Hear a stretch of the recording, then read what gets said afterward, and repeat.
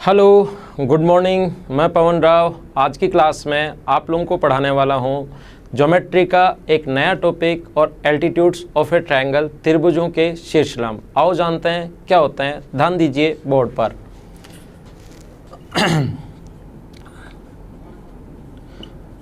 जैसा आप लोगों को पता है कि हम लोग इससे पहले 3 सेंटर के बारे में डिटेल से पढ़ चुके हैं, और अगर आप लोगों ने डायरेक्ट ये वाला वीडियो देखा है तो इसको यहाँ से क्लोज कीजिए और आप लोग फर्स्ट वीडियो पर पहुँचिए। मैं सभी चीज़ें बेसिक तरीके से आप लोगों को पढ़ाता हूँ, लेकिन वो बेसिक आपका तभी क्लियर होगा जब आप लोग फर्स्ट वीडियो से देखोगे। फर्स्ट वीडियो में मैंने समझाया आपको कि ज्योमेट्री पढ़ना कैसे है, और उसके बाद धीरे धीरे ट्रायंगल की शुरुआत की और हम लोग यहाँ पर पहुँचे हैं। तो ये वाला वीडियो देखने के बजाय आप लोग देखिए अपना जो पहले वीडियोज़ हैं उनको आप लोग देखिए, फिर यहाँ पर पहुँचिए त्रिभुजों के शीर्षलंब, ताकि आपका बेसिक क्लियर हो और आप लोग अच्छे से समझ पाओ। तो आज की क्लास में हम लोग पढ़ने वाले हैं एल्टीट्यूड्स ऑफ ए ट्रायंगल, त्रिभुजों के शीर्षलंब। हम लोग ड्यूल लैंग्वेज में पढ़ते हैं, हिंदी या इंग्लिश, कोई भी प्रॉब्लम नहीं आएगी, दोनों लैंग्वेज में हम लोग लेकर चलेंगे। लेकिन आप लोग ध्यान रखना, हिंदी मीडियम वाले, इंग्लिश में सिर्फ ये इंग्लिश में ही याद होना चाहिए, लेकिन हिंदी मीडियम वाले स्टूडेंट्स के लिए कभी कभी नाम लंब आ जाता है, ओनली लंब लिखा हुआ आ जाता है, तो भी आपको एक बार ध्यान दे लेना है, कहीं शीर्ष लंब भी तो नहीं है, कहीं पर एल्टीट्यूड ही तो नहीं है। ये बात हिंदी मीडियम वाले देख लेना। सबसे पहली बात कि ये एल्टीट्यूड या शीर्षलंब होता क्या है। पहला पॉइंट, एल्टीट्यूड या शीर्षलंब होता क्या है। एक ट्रायंगल अपने पास ए, बी और सी, ट्रायंगल के किसी भी वर्टेक्स से त्रिभुज के किसी भी शीर्ष से सामने वाली भुजा पर 90 डिग्री का कोण बनाने वाली लाइन।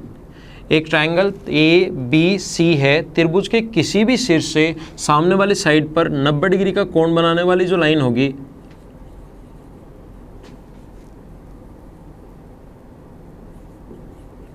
उसको बोलते हैं हम लोग एल्टीट्यूड या शीर्षलंब।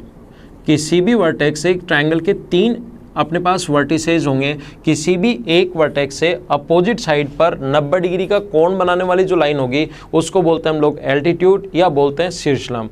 शीर्षलंब का नाम हिंदी में कभी कभार ओनली लंब भी लिख सकता है। वैसे लंब या परपेंडिकुलर होता है ये वाला कि लाइन पर परपेंडिकुलर, शीर्ष से आना जरूरी नहीं है, लेकिन कभी कभार हिंदी के मैंने काफ़ी सारे क्वेश्चंस ऐसे एसएससी के पेपर में देखे हैं जिनमें ओनली कभी कभार लंब ही नाम लिख देता है। तो ये चीज़ आप लोग ध्यान रखना।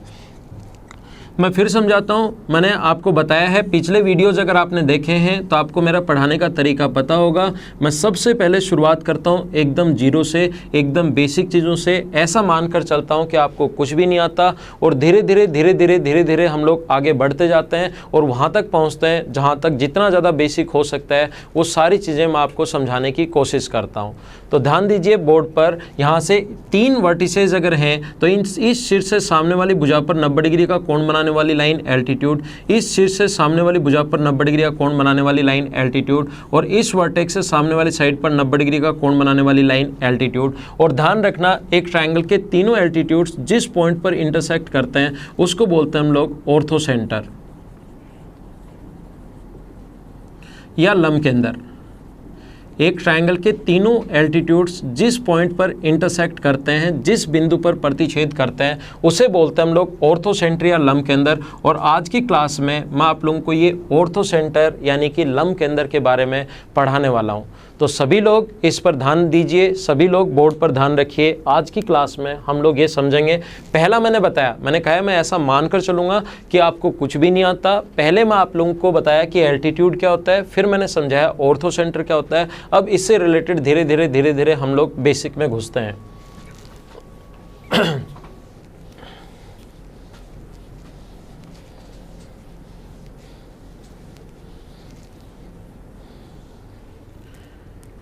एक ट्रायंगल अपने पास ए, बी और सी, कोशिश करना समझने की, इस प्रकार से है। एक ट्रायंगल ए, बी और सी, इस वर्टिसेज से सामने वाली साइड पर 90 डिग्री का कोण बनाने वाली लाइन एल्टीट्यूड है, इस वर्टेक्स से सामने वाली साइड पर 90 डिग्री का कोण बनाने वाली लाइन एल्टीट्यूड है, और इस वर्टेक्स से सामने वाली साइड पर 90 डिग्री का कोण बनाने वाली लाइन एल्टीट्यूड है। और एक ट्रायंगल के तीनों एल्टीट्यूड जहाँ पर इंटरसेक्ट करते हैं उसको हम लोग बोलते हैं ऑर्थो सेंटर या लंब केंद्र। ये चीज़ मैं आप लोगों को समझा चुका हूँ। अब ध्यान देना आप लोग बोर्ड पर, आप लोग मुझे बताइए, ये जो अपने पास यहाँ पर ध्यान दो, आपको समझाने के लिए एक बार मैं इसको हटा देता हूँ और दो चीज़ या तो बचपन में आपने पढ़ी होंगी, नहीं पढ़ी तो अब पढ़ लीजिए। देखो ध्यान दो, एक क्वाड्रिलेटरल के, एक चतुर्भुज के चारों कोणों का योग हमेशा 360 डिग्री होता है। क्यों? एक क्वाड्रिलेटरल के चारों एंगल्स का सम ऑलवेज 360 डिग्री होगा। क्यों? ध्यान दो, हम लोग क्या करेंगे, यहाँ से इसके बीच से एक लाइन खींच लो, एक ट्रायंगल ये बन गया, एक ट्रायंगल ये बन गया, ट्रायंगल के तीनों एंगल्स का सम 180 डिग्री, ट्रायंगल के तीनों एंगल्स का सम 180 डिग्री, तो 360 डिग्री। एक चतुर्भुज के चारों कोणों का योग 360 डिग्री होता है। और आप लोगों को ये भी पता होगा कि वर्टिकली अपोजिट एंगल शीर्षाभिमुख कोण हमेशा बराबर होता है। आपको ये भी पता होगा कि वर्टिकली अपोजिट एंगल शीर्षाभिमुख कोण हमेशा बराबर होता है। ये दो चीज़ ध्यान रखना, नहीं पढ़ा अब पढ़ लो। लाइन और एंगल जब मैं पढ़ाऊंगा ये चीज़ें मैं आप लोगों को वापस बताऊंगा कि दो स्ट्रेट लाइन अगर हैं तो अपने पास वर्टिकली अपोजिट एंगल शीर्षाभिमुख कोण हमेशा बराबर होते हैं। तो मुझे बताइए, मैं बात कर रहा हूँ क्वाड्रिलेटरल ए, एफ, ओ और ई की। ध्यान दो सभी लोग, हम लोग बात कर रहे हैं क्वाड्रिलेटरल ए, एफ और ई की बात कर रहे हैं, चतुर्भुज ए, एफ, ओ और ई। बताओ क्वाड्रिलेटरल के चारों एंगल्स का जो सम होता है वो क्या 360 डिग्री होता है क्या? और यहाँ पर अपने पास ये 90 डिग्री है, ये अपने पास 90 डिग्री है, क्योंकि एल्टीट्यूड सामने वाली साइड पर 90 डिग्री का कोण बनाता है। चारों एंगल्स का सम 360 डिग्री, ये एंगल 90 है और ये एंगल 90 है, तो 180 हो गया। तो क्या इन दोनों का सम भी 180 बचा क्या? क्योंकि चारों का सम कितना डिग्री होना चाहिए? 360, तो ये 90 90 180, तो इन दोनों का सम भी 180। इसको अगर एंगल ए माने तो ये वाला जो एंगल होगा ये होगा 180 डिग्री माइनस ए। इसको अगर हम लोग एंगल ए माने और दोनों का सम हमें पता लग गया 180 है, तो ये वाला होगा 180 माइनस ए। और ये वाला एंगल अगर 180 माइनस ए है तो ध्यान रखना यहाँ पर वर्टिकली अपोजिट एंगल शीर्षाभिमुख कोण हमेशा बराबर होते हैं। ये 180 माइनस ए है, तो ये वाला जो एंगल होगा ये भी कितना होगा? 180 माइनस ए। मैंने आपको समझाया ऑर्थो सेंटर पर बना एंगल अपने पास लंब केंद्र पर बना जो कोण होता है वो होता है 180 डिग्री माइनस ए। एक बार फिर समझाता हूँ, वापस से ध्यान देना बोर्ड पर। और इससे रिलेटेड कम से कम प्रीवियस ईयर्स के, पहले ज़्यादा क्वेश्चंस पूछता था जब आसान क्वेश्चन बनते थे, आजकल थोड़ा बेसिक से पूछता है तो थोड़े कम क्वेश्चंस कर दिए हैं, लेकिन फिर भी इससे रिलेटेड सिर्फ एक पॉइंट से रिलेटेड कम से कम आपको 8 या 10 क्वेश्चंस आराम से मिल जाएंगे जब आप लोग प्रीवियस ईयर्स के पेपर आप लोग देखोगे। और पढ़ाने का तरीका आपको पता होगा, मैं बेसिक के साथ लेकर चलता हूँ। पहले आपको कंप्लीट थ्योरी में पढ़ाऊंगा ताकि आपको ये समझ में आए कि थ्योरी में है क्या क्या, और वो कंप्लीट थ्योरी पढ़ने के बाद आप लोगों के समझ में आ जाएगा कि हाँ ये इतनी चीज़ें हैं, और फिर आप लोग आसानी से समझ पाओगे क्वेश्चंस एक बार थ्योरी करने के बाद। एक ट्रायंगल के तीनों एल्टीट्यूड्स जिस पॉइंट पर इंटरसेक्ट करते हैं उसको ऑर्थो सेंटर, और ऑर्थो सेंटर पर बना जो एंगल होता है एंगल BOC वो होता है 180 डिग्री माइनस ए। कैसे आया ये मैंने आप लोगों को इधर समझाया है, एक बार वीडियो को पीछे करके वापस देखिए। अगर आपको थोड़ा कम समझ में आया है, 90 90 180, इन दोनों का सम भी 180, ये ए है तो 180 माइनस ए, वर्टिकली अपोजिट एंगल बराबर होते हैं। ऐसे ही प्रूव कर सकते हैं, ये वाला जो एंगल होगा एंगल AOC बराबर अपने पास होगा 180 डिग्री माइनस एंगल B, और ऐसे हम लोग प्रूव कर सकते हैं ये वाला जो एंगल होगा AOB बराबर होगा अपने पास 180 डिग्री माइनस एंगल C। तो पहला जो पॉइंट मैंने आप लोगों को समझाया कि एल्टीट्यूड क्या होता है, दूसरा पॉइंट समझाया कि ऑर्थो सेंटर क्या होता है, तीसरा पॉइंट मैंने समझाया ऑर्थो सेंटर पर बना एंगल 180 डिग्री माइनस ए, 180 डिग्री माइनस B और 180 डिग्री माइनस C। आगे चलते हैं, क्वेश्चन आसान सा, जैसे इस टाइप के क्वेश्चंस, इस टाइप के क्वेश्चन बन जाते हैं। ये एंगल अगर 70 डिग्री है तो BOC बताओ कितने डिग्री होगा, तो ये 70 है तो BOC जो एंगल आना है अपने पास BOC एक कंप्लीट एंगल आ जाएगा 110 डिग्री। 180 में से अगर 70 माइनस करोगे तो 110 बचेगा, तो BOC जो आ गया ये आ गया अपने पास 110 डिग्री। फिर समझाता हूँ आप लोगों को, देखिए नेक्स्ट पॉइंट पर हम लोग चलते हैं। अगला पॉइंट कुछ इंपॉर्टेंट चीज़ें और आप लोगों को मैं समझाने की कोशिश करता हूँ, ध्यान दो बोर्ड पर।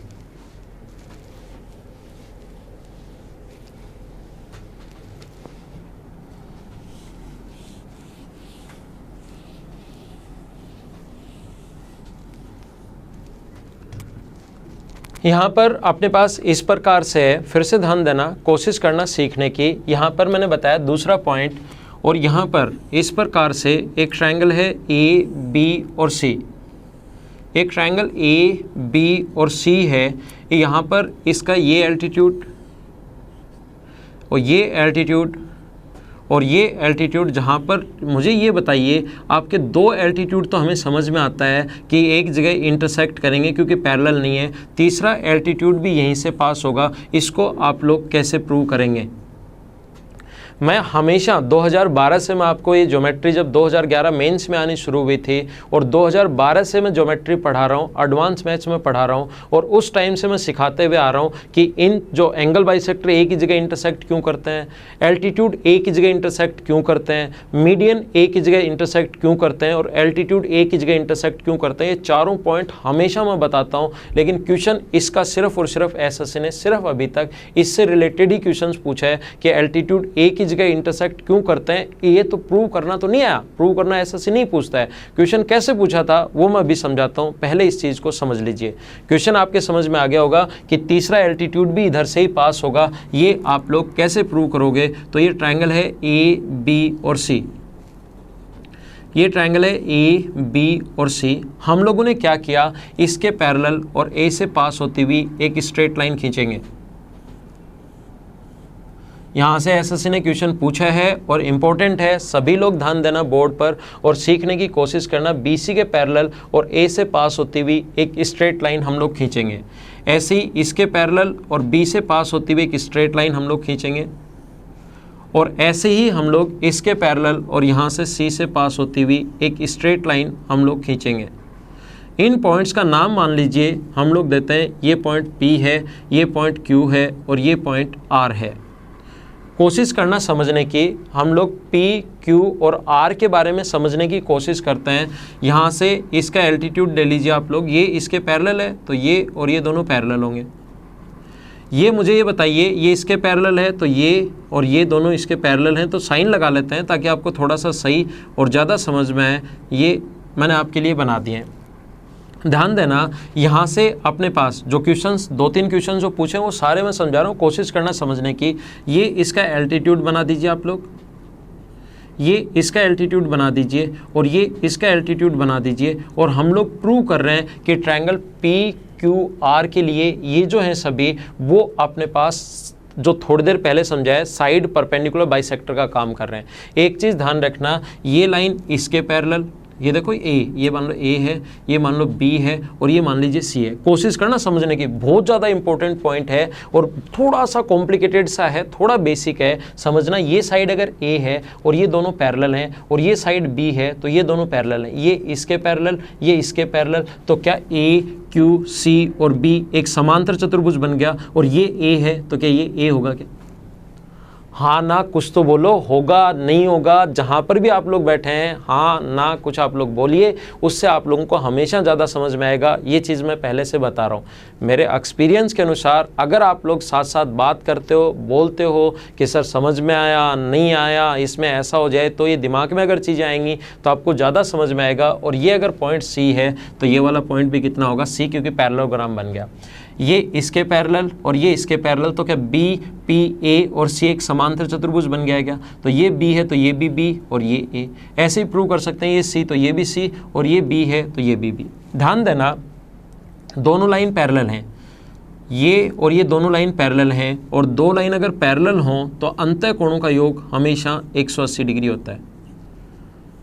अंतः कोणों का योग हमेशा 180 डिग्री होगा, ये चीज़ आप लोग ध्यान रखना। ये मान लीजिए अपने पास यहाँ पर ऑर्थो सेंटर है तो ये अंतः कोणों का योग, दो लाइन अगर पैरेलल हैं, लाइन पैरेलल ही खींची है, दो अंतः अपने पास लाइन अगर पैरेलल हैं तो अंतः कोणों का योग 180 डिग्री। तो ये अगर 90 डिग्री है तो क्या ये भी 90 होगा क्या? क्योंकि लाइन अगर दोनों पैरेलल हैं, ये वाली लाइन, कोशिश करना एक के लिए मैं ऐसा बना देता हूँ ताकि आपको सही समझ में आए। ये दोनों लाइन पैरेलल हैं तो इंटीरियर एंगल का सम 180, ये 90 है तो ये 90, और ये अपने पास इधर भी ए है और इधर भी ए है तो ये मिड पॉइंट हो गया। तो क्या साइड परपेंडिकुलर बाइसेक्टर का काम कर रहा है क्या?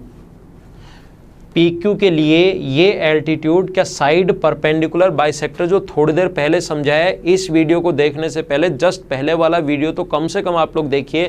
क्या अपने पास मिड पॉइंट से अगर एल्टीट्यूड अगर डाल दिया तो साइड परपेंडिकुलर बाइसेक्टर का काम करेगा। ऐसे ही इसके लिए ये कोण 90 है, ऐसे जैसे प्रूव कर सकते हैं ये भी 90 है और ये मिड पॉइंट इधर भी इधर भी। तो मिड पॉइंट पर अगर हम लोग एल्टीट्यूड डालते हैं तो वो साइड परपेंडिकुलर बाइसेक्टर। ऐसे ये कोण 90, ये कोण 90, तो साइड परपेंडिकुलर बाइसेक्टर। और मुझे बताइए side perpendicular bisector, side perpendicular bisector mid point पर, क्या थोड़ी देर पहले बताया गया कि साइड परपेंडिकुलर बाइसेक्टर तो हमेशा और हमेशा एक ही पॉइंट पर इंटरसेक्ट करेंगे ही करेंगे।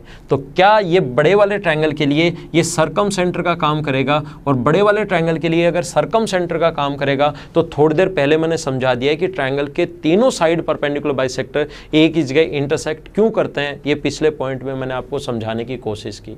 तो ध्यान रखना, ध्यान दीजिए, वापस से समझ लीजिए कि बड़े वाले ट्रायंगल का जो सर्कम सेंटर होगा, इसने कहा कि एक ट्रायंगल PQR बड़े वाले ट्रायंगल के लिए जो सर्कम सेंटर का काम करेगा वही छोटे वाले ट्रायंगल के लिए इन अपने पास ऑर्थो सेंटर का काम करेगा, ये ध्यान रखना। और जो छोटे वाले ट्रायंगल का ऑर्थो सेंटर होगा वही बड़े वाले ट्रायंगल का सर्कम सेंटर होगा। ये पॉइंट आप लोग ध्यान रखना, इसको आप लोग याद रखना। इस पर बेस्ड क्वेश्चन कैसे पूछा है, अगर आपको इसको थोड़ा सा कॉम्प्लिकेटेड लग रहा है तो मैं आगे एक पॉइंट और समझा देता हूं। बाकी इस चीज को आप लोग याद रखना कि इन एल्टीट्यूड जो होंगे वो बड़े वाले ट्रायंगल के लिए साइड परपेंडिकुलर बाइसेक्टर का काम करेंगे। तो एक चीज तो ध्यान रखना कि पहला पॉइंट कभी भी ये यहां से प्रूव करने से ये आया कि इसके पैरेलल लाइन खींच दी जाए, इसके पैरेलल लाइन खींच दी जाए और इसके पैरेलल लाइन खींच दी जाए, जो चार ट्रायंगल अपने पास बनेंगे, चारों के चारों ट्रायंगल का क्षेत्रफल बराबर होगा, क्योंकि साइड ए, बी और सी, साइड ए, बी और सी, साइड ए, बी और सी, साइड ए, बी और सी, चारों ट्रायंगल एस एस एस से सर्वांगसम हो गए, और सर्वांगसम हो गए इसका मतलब सब कुछ बराबर। पहला आसान। दूसरा क्वेश्चन और अच्छा क्या पूछा वो मैं बता रहा हूँ, लेकिन ध्यान रखना कभी भी पैरेलल लाइन अगर खींच दी जाए इनके तो हमेशा और हमेशा अपने पास चार जो ट्रायंगल बनेंगे वो कॉन्ग्रुएंट ट्रायंगल होंगे, सर्वांगसम त्रिभुज होंगे और उनका क्षेत्रफल हमेशा बराबर बराबर होगा। ये चीज़ आप लोग ध्यान रखना, इस पर बेस्ड भी एक क्वेश्चन पूछा है। एक पॉइंट और ध्यान रखना, बड़े वाले ट्रायंगल में अगर हम लोग बात करें, बड़े वाला ट्रायंगल PQR, इसके पैरेलल लाइन खींच दी जाए, इसके पैरेलल लाइन खींच दी जाए और इसके पैरेलल लाइन खींच दी जाए, और अगर ये एक ही पॉइंट एक ऐसे मिले जैसे इसके पैरेलल लाइन और इसके पैरेलल लाइन, अब इसके पैरेलल लाइन यहाँ मिले या यहाँ मिले तब नहीं, अगर तीनों एक ही पॉइंट पर मिले हैं तो ये जो पैरेलल लाइन खींच दी जाए तो ये और ये दोनों बराबर होंगे, ए है तो ए होगा, ए अगर है तो ए और ए होगा। फिर समझाने की कोशिश करता हूँ, एक बार वापस से ध्यान दीजिए सभी लोग बोर्ड पर और सीखने की कोशिश करना। देखो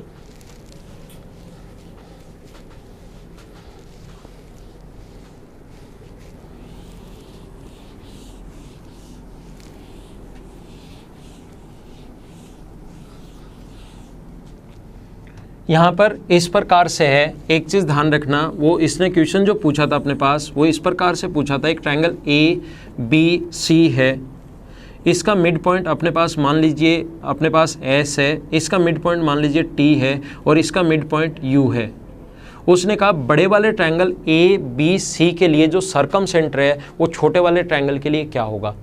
क्वेश्चन ये था ABC का जो सर्कम सेंटर है वो अगर O है या P, कोई भी पॉइंट एक नाम दे देगा, अगर इसका सर्कम सेंटर P है, ABC का सर्कम सेंटर अगर P है तो बताइए वो STU ट्रायंगल के लिए वो कौन सा सेंटर होगा। तो ध्यान रखना जो बड़े वाले ट्रायंगल के लिए ये याद रख लो, या तो side perpendicular bisector, circum centre बनता कैसे है, साइड परपेंडिकुलर बाइसेक्टर, तो जो बड़े वाले ट्रायंगल के लिए सर्कम सेंटर होगा ABC के लिए, ये पॉइंट मान लो उसने P नाम दिया, जो P पॉइंट है A, B और C के लिए P पॉइंट अगर सर्कम सेंटर है तो ट्रायंगल STU के लिए ये ऑर्थो सेंटर का काम करेगा, ये लंब केंद्र का काम करेगा, ऑर्थो सेंटर का काम करेगा फॉर ट्रायंगल ASTU। और ये P जो है वो सर्कम सेंटर का काम करेगा, ये P पॉइंट सर्कम सेंटर का काम करेगा फॉर ट्रायंगल ABC। तो ध्यान रखना जो बड़े वाले ट्रायंगल का सर्कम सेंटर होता है, तीनों मिड पॉइंट को अगर मिला दिया जाए तो वही सेंटर छोटे वाले ट्रायंगल के लिए ऑर्थो सेंटर का काम करेगा। क्यों, याद रखना, पहले समझा दिया है, पॉइंट बता दिया है, याद रखना बता दिया है, फिर भी मैं एक बार फिर से समझा देता हूँ। मिड पॉइंट को मिलाने वाली लाइन तीसरी से आधी और इसके पैरेलल होती है, तो इसको आगे बढ़ाने पर आगे बढ़ा दिया तो ये कोण अगर 90 डिग्री है तो ये भी अपने पास 90 डिग्री होगा। ऐसे ही क्यों, अंतः कोणों का योग, दो लाइन पैरेलल है तो इंटीरियर एंगल का सम हमेशा 180 डिग्री होता है। ऐसे ही अपने पास इसको आगे बढ़ाने पर ये कोण अगर 90 डिग्री है और लाइन दोनों पैरेलल हैं तो ये 90 डिग्री है तो ये भी अपने पास 90 डिग्री होगा। ऐसे आगे बढ़ाने पर ये इधर 90 डिग्री अगर है, लाइन पैरेलल है, 90 है तो 90 होगा, क्योंकि अंतः कोणों का योग 180 डिग्री। अब बड़े वाले को अगर मैं एक बार हटा दूं यहाँ से, बड़े वाले को अगर हटा दिया जाए तो मुझे बताइए यहाँ से इस वर्टेक्स से 90 डिग्री का कोण एल्टीट्यूड, यहाँ से 90 डिग्री का कोण एल्टीट्यूड और यहाँ से 90 डिग्री का कोण एल्टीट्यूड, तो छोटे वाले के लिए क्या ये अपने पास ऑर्थो सेंटर का काम कर रहा है क्या? तो जो छोटे वाले के लिए ऑर्थो सेंटर होगा वो बड़े वाले के लिए सरकम सेंटर होगा, और बड़े वाले के लिए जो सरकम सेंटर है वो छोटे वाले के लिए ऑर्थो सेंटर होगा। ये पॉइंट आप लोग ध्यान रखना, इंपॉर्टेंट है, इस पर बेस्ड क्वेश्चंस आ सकते हैं। थोड़ा सा एक स्टेप और आगे चलते हैं हम। ऑर्थो सेंटर पर बना एंगल 180 माइनस ए, 180 माइनस बी और 180 माइनस सी, ये मैं आप लोगों को समझा चुका हूँ। फिर से ध्यान देना आप लोग बोर्ड पर और कोशिश करना सीखने की। एक ट्रायंगल अपने पास ए, बी और सी,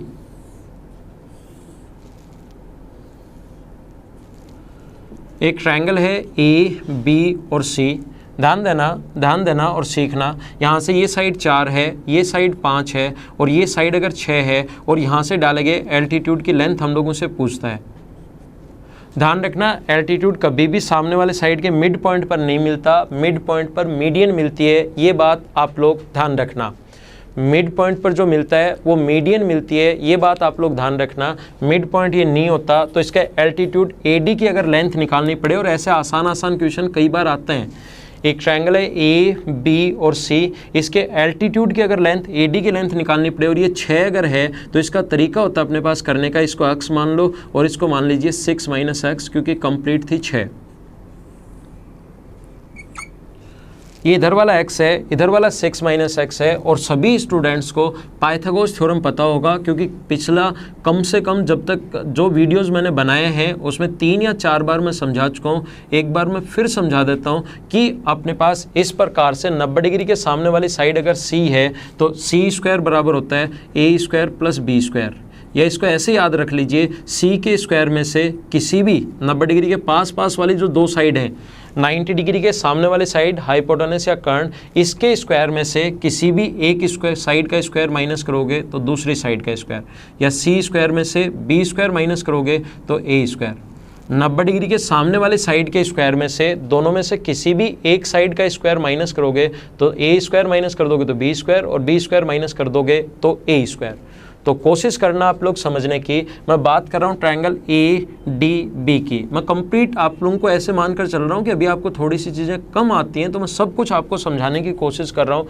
एक ट्रायंगल ए डी बी है, 90 डिग्री के सामने कर्ण 4 है, तो 4 के स्क्वायर में से 4 के स्क्वायर में से अगर हम लोग अक्स स्क्वायर माइनस कर दें तो क्या ए डी स्क्वायर आ जाएगा क्या? तो हम लोग लिख सकते हैं ए डी स्क्वायर बराबर 4 का square minus x square, equation first. और यही चीज़ इधर वाले ट्रायंगल ए डी सी में, मुझे बताइए ट्रायंगल ए डी सी में आप लोग क्या ऐसा लिख सकते हो क्या? 90 डिग्री राइट एंगल के सामने हाइपोटेनस या कर्ण 5 है, 5 के स्क्वायर में से किसी भी इसका स्क्वायर अगर माइनस कर दोगे तो इसका स्क्वायर आ जाएगा, और 5 के स्क्वायर में से इसका स्क्वायर माइनस कर दोगे तो इसका स्क्वायर। तो यहाँ से दूसरा लिख सकते हैं ए डी स्क्वायर बराबर 5 का स्क्वायर माइनस 6 माइनस अक्स का स्क्वायर।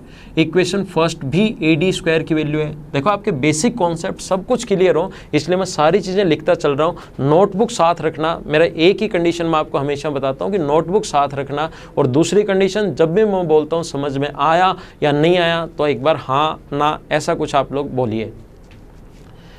इक्वेशन फर्स्ट भी ए डी स्क्वायर की वैल्यू है, इक्वेशन सेकंड भी ए डी स्क्वायर की वैल्यू है। From equation first and second क्या आप लोग दोनों को बराबर रख सकते हो क्या? दोनों को बराबर रख सकते हैं, और वहाँ से अपने पास इक्वेशन फर्स्ट और सेकंड को बराबर रख के अक्स का मान निकाल लीजिए। उस अक्स की वैल्यू या तो इक्वेशन फर्स्ट में पुट करेंगे या इक्वेशन सेकंड में पुट करेंगे, और वहाँ से अपने पास एल्टीट्यूड की लेंथ आ जाएगी। आप लोग ध्यान रखना, तो खुद सोल्व करना है। इसके बाद क्वेश्चन घर पर बैठकर आप लोग अपने आप सोल्व कीजिए कि एल्टीट्यूड की लेंथ हम लोग निकालते कैसे हैं। एक बार फिर कोशिश करना समझने की, वापस मैं समझाता हूँ, ध्यान दीजिए आप लोग बोर्ड पर, कोशिश करना सीखना। एक पॉइंट इसको मैं एक बार हटा रहा हूँ। बेसिक के लिए ये चीज़ें मैंने आप लोगों को बता दी हैं कि इस प्रकार से देखो,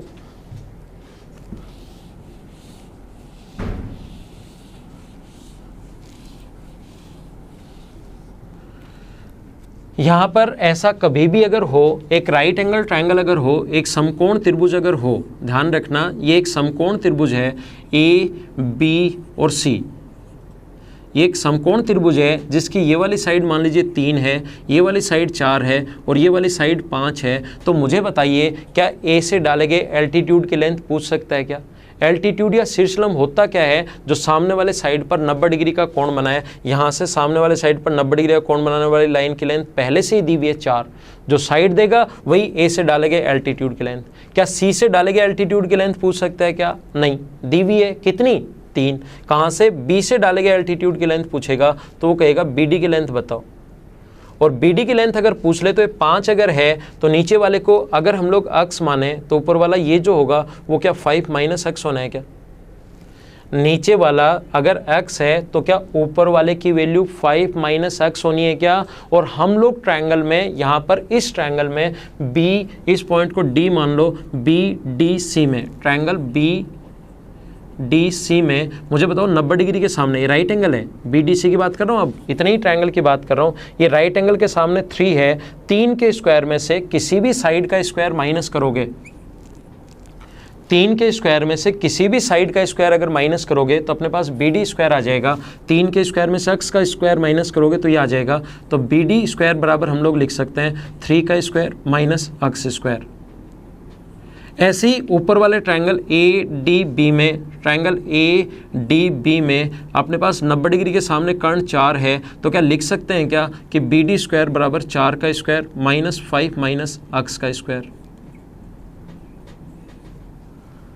राइट एंगल ट्रायंगल में समकोण त्रिभुज में आप लोगों को पता है कि अपने पास ये साइड A, ये B और ये C, तो C के स्क्वायर में से किसी भी एक साइड का स्क्वायर माइनस करोगे तो दूसरी साइड का स्क्वायर आ जाएगा।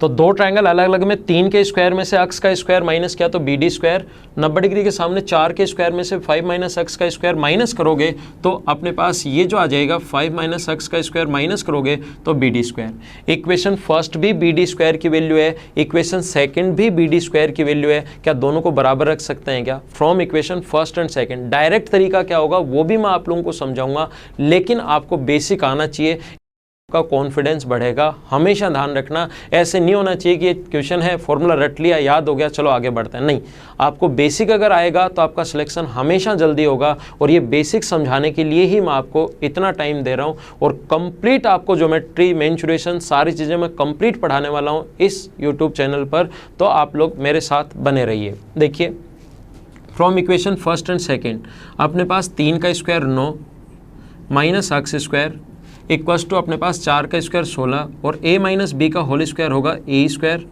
Minus b square plus 2ab। जो प्लस के थे वो दोनों माइनस के, और माइनस का था प्लस का, a माइनस बी का होल स्क्वायर लगा दिया, अक्स स्क्वायर से अक्स स्क्वायर कट गया। ये 18 अगर इधर आएगा इक्वल्स टू 10x है तो जो अक्स की वैल्यू आई वो आ गया अपने पास 1.8। और ऐसे जो मान आए, पिछले में मैंने इतना ही करके छोड़ दिया था, आगे आप लोगों को सोल्व करना है। और ऐसे जो वैल्यू आए उसको या तो इक्वेशन फर्स्ट में पुट कर दीजिए या इक्वेशन सेकेंड में पुट कर दीजिए। और फर्स्ट में अगर हम लोग पुट करें तो BD स्क्वायर बराबर अपने पास 3 का स्क्वायर होता है 9 और 1.8 का स्क्वायर होता है 3.24।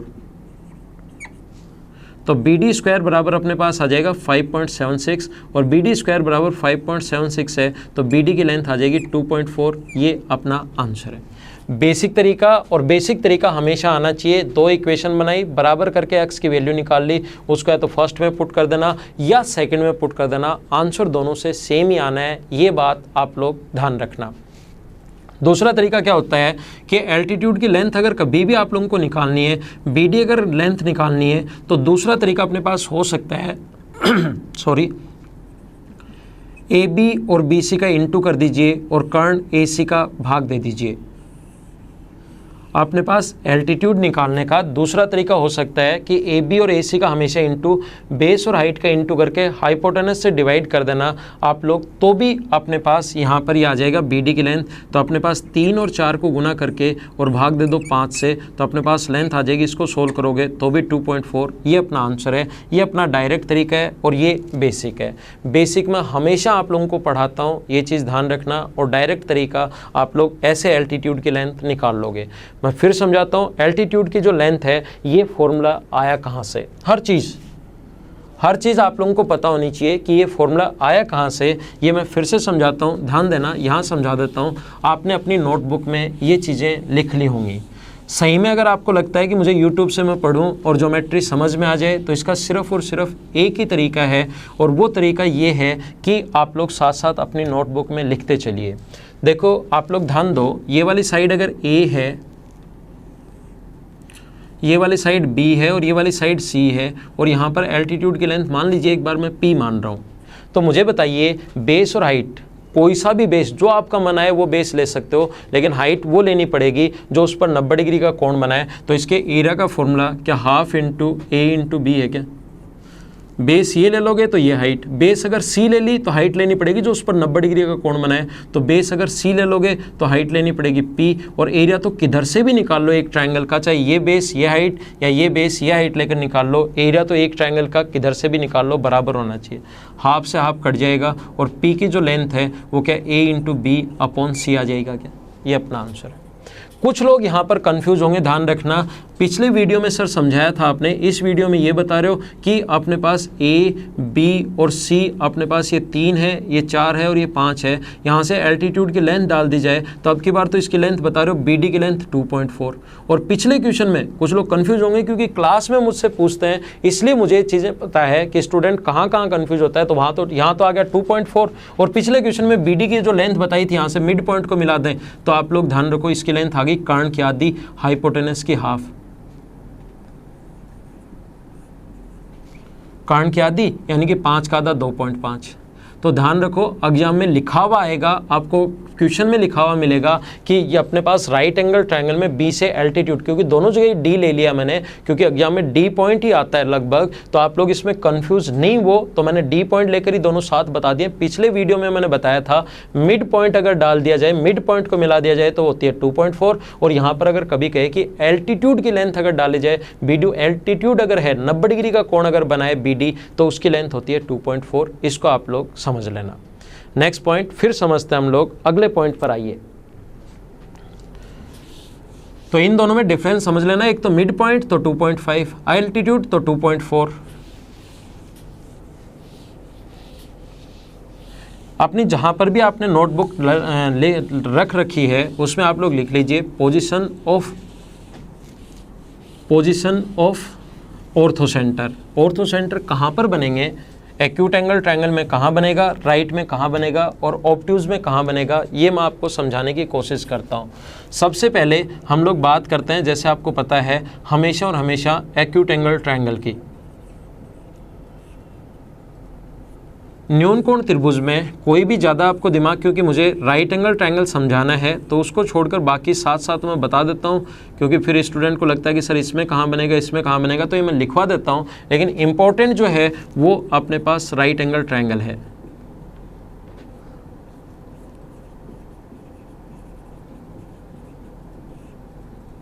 समकोण त्रिभुज है,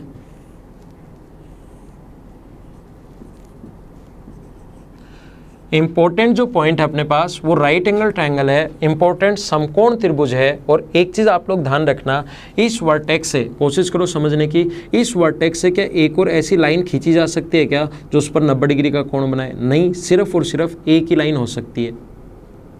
यहाँ से सिर्फ और सिर्फ एक ही लाइन हो सकती है जो 90 डिग्री का कोण बना रही है। इस वर्टेक्स सी से कोशिश करो समझने की, क्या एक और लाइन खींची जा सकती है कि जो 90 डिग्री का कोण बनाए? नहीं, सिर्फ और सिर्फ ये एक ही लाइन हो सकती है जो 90 डिग्री का कोण बनाए, और यहाँ से लाइन होगी जो 90 डिग्री का कोण बनाए। तो ये तीनों जहाँ पर मिलती हैं उसको बोलते हैं ऑर्थो सेंटर। ध्यान रखना, राइट एंगल ट्रायंगल में ऑर्थो सेंटर उस वर्टेक्स पर बनता है जहाँ पर 90 डिग्री का कोण हो, उस शीर्ष पर बनता है जहाँ पर राइट एंगल हो। ये ध्यान रखना। एसएससी ने पूछा हुआ क्वेश्चन है कि राइट एंगल ट्रायंगल में बताइए ऑर्थो सेंटर कहाँ बनेगा, अंदर बनेगा, बाहर बनेगा, उस वर्टेक्स बनेगा जहां 90 डिग्री का कोण हो, या एक अपने पास और दे देगा कोई भी, 4 ऑप्शन तो वो बना देगा।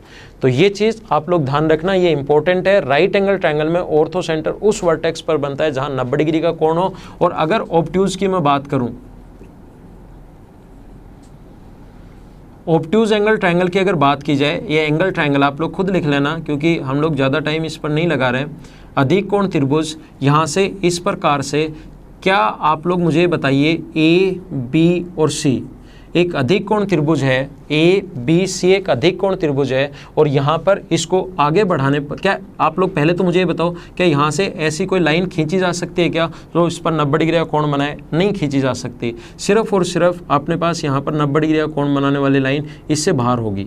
ऑब्ट्यूज एंगल ट्रायंगल की हाइट जो होती है वो उससे बाहर होती है।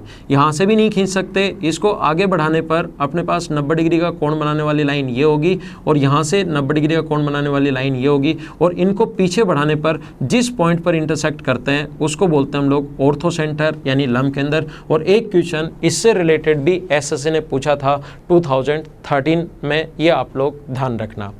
एक्यूट एंगल ट्रायंगल में बनता है अंदर की तरफ, राइट एंगल ट्रायंगल में बनता है उस वर्टेक्स पर जहां 90 डिग्री का कोण हो, जबकि ऑब्ट्यूज एंगल ट्रायंगल जो होता है उसमें निकल जाता है बाहर। तो आज की क्लास में मैंने आप लोगों को समझाया ऑर्थो सेंटर या लंब केंद्र के बारे में। इस वीडियो को एक बार आप लोगों ने अगर नोटबुक में लिख लिया है तो नोटबुक चेक करते टाइम एक बार फिर से लिखिए और फिर से उसको पढ़िए। बाकी की चीज़ें हम लोग अपनी अगली क्लास में कल पढ़ेंगे, अगले लेसन में पढ़ेंगे। तो अगले लेसन में मैं आप लोगों को पढ़ाऊंगा कॉन्ग्रेंस। पहले ये चारों जो सेंटर्स मैंने पढ़ाए हैं इनको एक साथ करके इनके बारे में क्या क्या क्वेश्चंस बन सकते हैं या इनका इंपॉर्टेंस क्या है, वो सारी चीज़ें मैं एक ही उसमें बताऊंगा एक वीडियो में। तो नेक्स्ट वीडियो में चारों सेंटर्स में एक ही साथ पढ़ाऊंगा। किसी स्टूडेंट के अगर मिक्स हो गए, और बहुत सारे स्टूडेंट, क्योंकि मैं पढ़ाता हूँ क्लास में भी स्टूडेंट मेरे पास आते हैं कि सर ये अलग अलग पढ़ लिए लेकिन साथ देखते हैं तो मिक्स हो जाते हैं, तो चारों सेंटर्स को मैं एक साथ पढ़ाऊँगा। और अपने पास ये भी हम लोग उस क्वेश्चन जो अगला वीडियो होगा उसमें प्रूव करने की कोशिश करेंगे कि इन सेंटर व सर्कम सेंटर के बीच की डिस्टेंस का फॉर्मूला 2r/r कैसे बना। ये सारी चीज़ें हम लोग नेक्स्ट वीडियो में प्रूव करने की कोशिश करेंगे। तो अगले वीडियो में हम लोग फिर मिलते हैं, तब तक के लिए bye bye, take care, see you in the next lesson. Okay, thank you.